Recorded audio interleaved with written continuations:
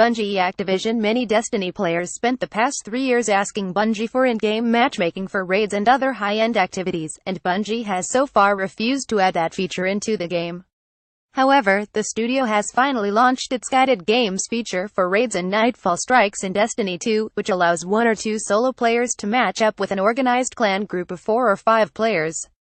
The hope was that this feature would give players who hadn't previously played Destiny's endgame an opportunity to do so, while avoiding the chaos and toxicity that random groups would likely bring to high-end activities.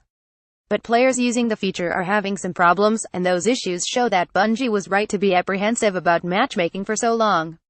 Random groups fail at difficult things. The Destiny population includes players with a range of skill, experience and dedication levels. That remains true even if you control for gear power levels. Many players cannot or will not learn to do everything a raid requires, or they lack the manual dexterity to execute some of the more demanding strategies. Only about 16% of Destiny 2 players on PlayStation 4 have finished the raid. That's a historically high level of player engagement for a Destiny raid, compared to the 5.4% of Destiny Rise of Iron players who have completed the Wrath of the Machine raid on normal difficulty, a year after that raid launched. But 5 out of 6 Destiny 2 players still haven't seen everything Leviathan has to offer. Even if a substantial percentage of the population isn't even trying to do the raid, any randomly matched player who might be interested in doing so is likely to be inexperienced. And that inexperience matters. Raids in Destiny and Destiny 2 contain complex encounters with mechanics that have to be mastered through trial and error. It took my group a couple of hours to figure out each of Leviathan's 4 encounters the first time we ran it, without videos or guides. Progress in a Destiny raid comes from each member of the group steadily improving their performance and mastering the necessary mechanics. The whole group has to repeat that learning experience whenever somebody leaves the squad to be replaced by a new player, especially if they're inexperienced. Even players who have done the raid a few times learn to adapt and communicate with their group a specific way, and it can take a while to learn how to do so with a new player. If your group suffers constant attrition, it is likely to disband without clearing that encounter. This is why, on sites where players form their own groups with strangers, players who have previously cleared the raid only want to team up with other players who have also finished the raid, and demand that participants prove their experience by displaying their raid emblems.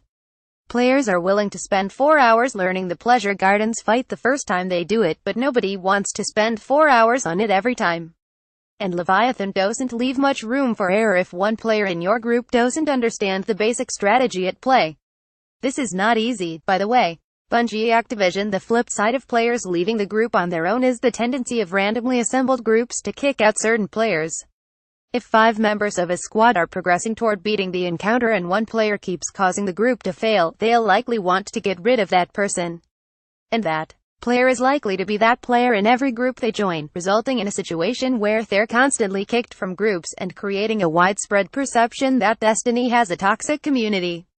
The reality is that no one wants to be held back by a stranger if that stranger doesn't have the necessary skills to play at the level required. It sounds elitist, but wait until you've been bashing your head against Callus for 2 hours because one teammate can't hack it. That player is likely to be that player in every group they join. Finally, unlike games such as World of Warcraft or League of Legends, Destiny doesn't group players into servers by region. Instead, it groups players from around the world into instances and match-made activities together.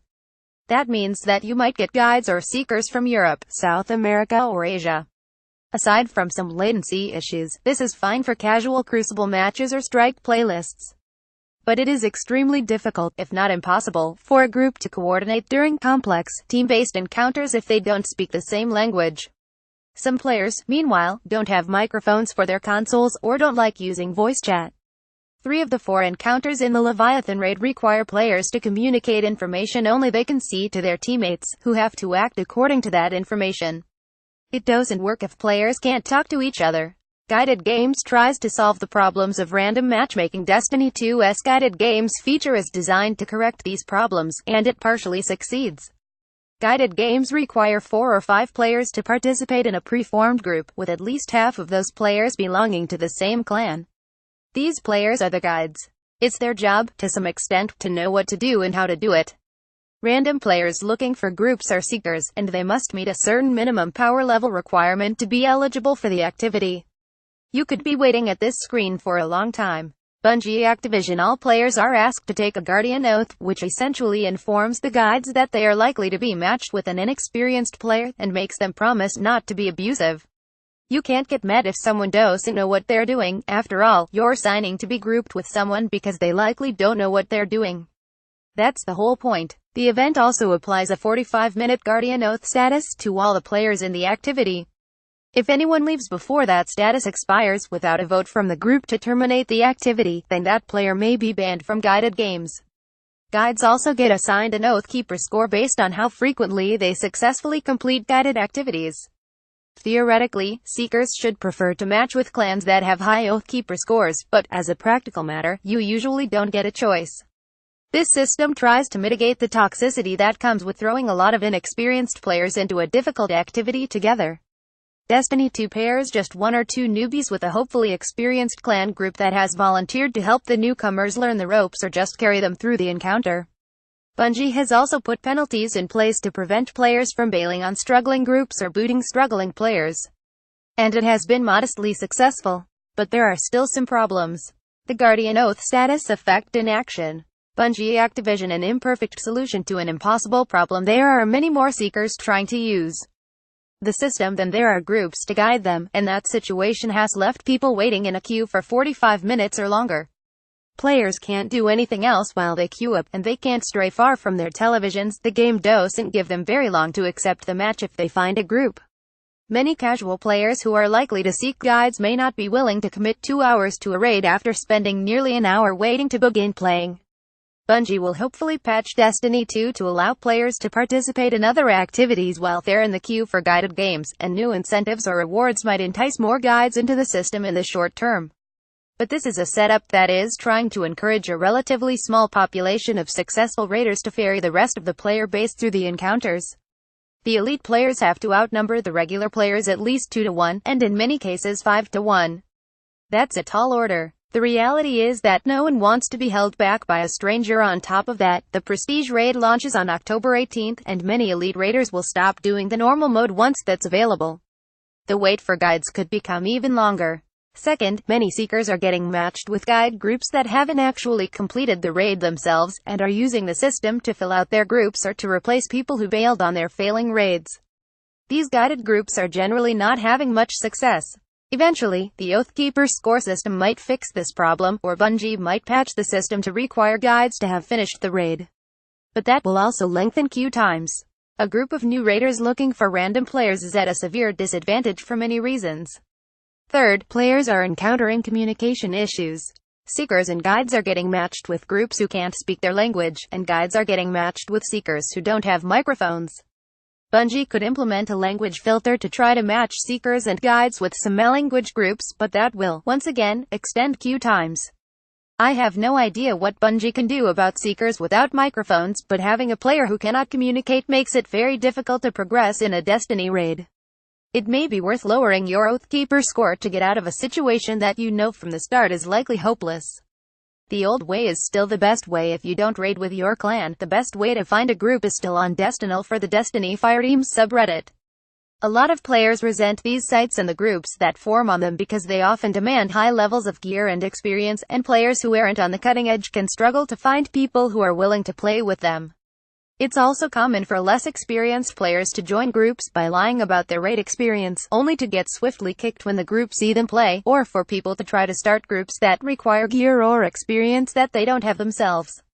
That rarely ends well. Don't lie about your loadout or experience level. It's not like this stuff is hard to check. Get ready to yell a lot. Bungie Activision, but there are experienced Sherpas on these sites, players who enjoy leading inexperienced groups through the raid.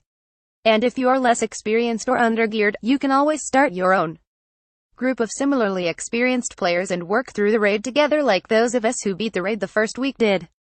You have guides and videos to help, and you'd be surprised how many players are willing to learn with you, as long as you honestly communicate your level of knowledge about the raid and your skill up front. No one likes a surprise in these situations, and learning the raid along with others doing the same thing can be incredibly satisfying. Jealous of the elitist players with 305 power joining groups with other 305 players to blast through the raid in 45 minutes? You should go and learn the encounters and become the kind of player that people want in their raid. You'll find it's a lot more rewarding than trying to get carried, and Destiny 2's leveling system means you can gain power levels even if you can't grind every day.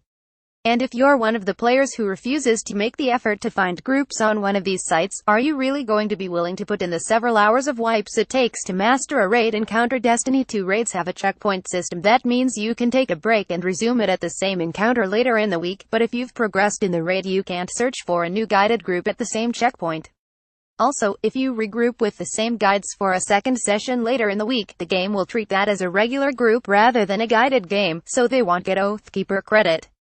Bummer. You have to give a bit if you want to take. A lot of players who dislike websites where pickup groups form around strict gear or experience requirements seem to object to the fact that there are players who don't want to raid with them. But what do they expect? These players also tend to not want to put in the effort to group up with other players at their own gear and experience level to learn the raid together. What they want from matchmaking is a system that will force experienced players to carry them. Those players don't exist. You have to be willing to work within the system and learn how raids operate before hoping for a successful group. Don't lie about your loadout or experience level. Guided games can hook up players like this with groups who are indeed willing to provide that service. But seekers may need to wait a while for such a group to come along. For the guides, it's a lot of work for little reward. If there aren't enough guides, Bungie could try to entice people into running guided groups by dangling better rewards in front of them. Bright engrams, extra loot, or unique emblems and emotes would be a good start. These players are helping others learn how to run what may be the best part of the game. They deserve a hearty thanks, and a nice reward for doing so.